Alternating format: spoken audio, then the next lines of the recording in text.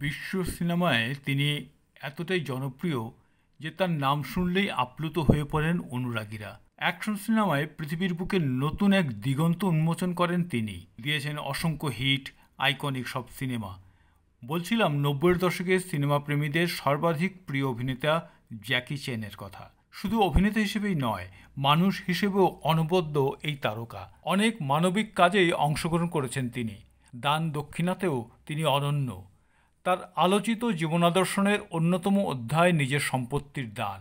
মানবিক জ্যাকি চ্যান নিজের ৪,০০০ কোটি টাকার সম্পত্তি দান করেছেন ছাত্রছাত্রীদের পড়াশোনার উদ্দেশ্যে।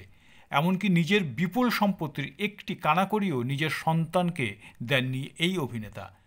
তার এই ঘোষণার পর থেকেই ভক্তমহলে মিশ্র প্রতিক্রিয়া দেখা দিয়েছে। অনেকে তার এই সিদ্ধান্তকে সাধুবাদ জানিয়েছেন, আবার অনেকে এর কারণ নিয়ে প্রশ্ন তুলেছেন। জ্যাকি চ্যানের নিজের এক অলাভজনক সংস্থা রয়েছে, যেখানে সমাজের প্রান্তিক মানুষ ও শিক্ষার্থীদের অর্থ সাহায্য করা হয়ে থাকে। জ্যাকি চ্যান তার সম্পত্তি দান করে দেন সেই অলাভজনক সংস্থায়। জ্যাকি বলেন, যদি আমার ছেলের মধ্যে মেধা থাকে তবে ও নিজেই পয়সা রোজগার করতে পারবে, নয়তো আমার সম্পত্তি পেলে তা সে শুধুই নষ্ট করবে। জ্যাকি চ্যানের এই সিদ্ধান্ত নিঃসন্দেহে বিশ্বজুড়ে আলোচনার জন্ম দিয়েছে।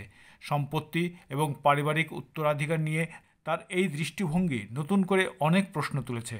তার এই পদক্ষেপ সত্যি কার্যকর হলে তা বিশ্বজুড়ে দৃষ্টান্ত স্থাপন করবে।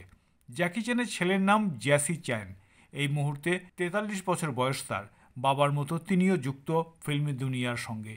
গায়ক, অভিনেতা, পরিচালক এই সব ভূমিকাতেই দেখা গিয়েছে তাকে, যদিও বাবার মতো জনপ্রিয়তা অর্জন করতে পারেননি জ্যাসি।